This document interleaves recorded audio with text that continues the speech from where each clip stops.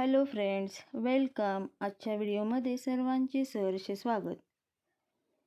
जनता high school व junior college Shirur.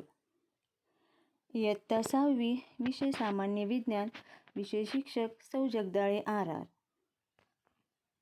विद्यार्थी मित्रांनो, आपण बल व बलाचे प्रकार हा धडा सुरू केलेला आहे. यामध्ये आपण बलाचे प्रकार अभ्यासलेले आहेत. तसेच कोणतीही वस्तू आपणहून जागा बदलत नाही. वस्तू हलवण्यासाठी बलाची आवश्यकता असते. तसेच गतिमान वस्तूची दिशा बदलण्यासाठी, तिला थांबवण्यासाठी बलाचा वापर होतो. वस्तूचा आकार बदलण्यासाठी बलाची आवश्यकता असते. बलाच्या प्रकारामध्ये आपण स्नायू बल, यांत्रिक बल, गुरुत्वीय बल तसेच चुंबकीय बल या प्रकाराविषयी माहिती घेतलेली आहे. आजच्या व्हिडिओमध्ये आपण घर्षण बल आणि स्थितिक विद्युत बल याविषयी माहिती घेणार आहोत. सुरुवातीला घर्षण बल. आता कॅरमच्या सोंगठीला हळूच टिचकी मारली असता ती कॅरम बोर्डवरून घसरत पुढे जाते, परंतु काही अंतरावर जाऊन थांबते. सपाट जमिनीवरून घरंगळणारा चेंडू थोड्या अंतरावर जाऊन थांबतो. दोन पृष्ठभाग एकमेकांवर घासत असताना त्यामध्ये घर्षण बल कार्य करू लागते आणि हे घर्षण बल नेहमी गतीच्या विरोधात कार्य करते. सायकल चालवताना ब्रेक लावला की थोड्या अंतरावर जाऊन सायकल थांबते. म्हणजेच ज्या वेळेस दोन पृष्ठभाग एकमेकावर घासत असतात त्यामुळे तिथे घर्षण बल कार्य करते आणि घर्षण बल हे नेहमी गतीच्या विरोधामध्ये कार्य करत असते.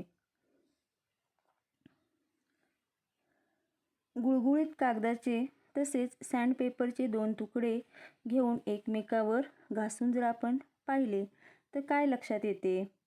तर गुळगुळीत पृष्ठभाग एकमेकांवरून सहज घासला जातो, कारण त्यामध्ये घर्षण बल कमी असते. तर खडबडीत पृष्ठभाग एकमेकांवरून सहज घासता येत नाहीत, कारण त्यामधील घर्षण बल जास्त असते.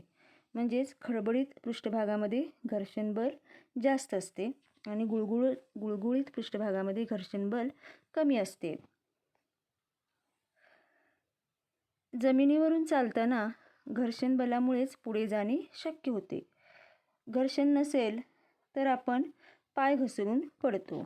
उदाहरणार्थ तेलकट किंवा ओल्या फरशीवरून चालताना घसरण्याची शक्यता जास्त असते, कारण इथे घर्षण बल कमी होते. आणि जमिनीवरून चालत असताना घर्षण बलामुळेच आपल्याला पुढे जाणे शक्य होते. चिखलात अडकलेल्या मोटारीला बाहेर काढण्यासाठी लाकडी फळी टाकली जाते. लाकडी फळी टाकल्यामुळे चाक व फळीमध्ये घर्षण बल निर्माण होते आणि चिखलातून मोटार काढता येते. थोडक्यात गरजेप्रमाणे घर्षण बल कमी अधिक करता येते. यानंतर बलाचा पुढचा प्रकार आहे स्थितिक विद्युत बल. आता बघा, यामध्ये कागदाचे बारीक कपटे टेबलावर पसरायचे आहेत.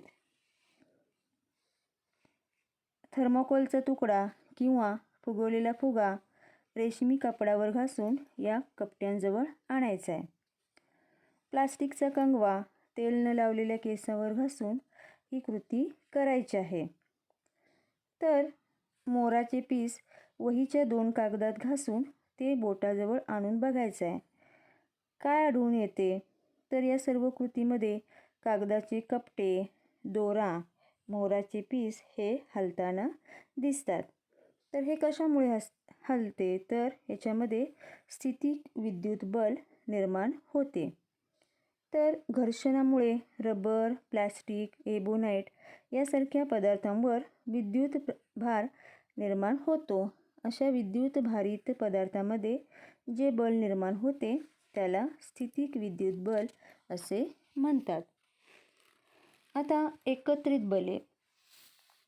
एखादी क्रिया घडत असताना विविध प्रकारची बले वस्तूवर कार्य करतात व ती क्रिया पूर्ण होते.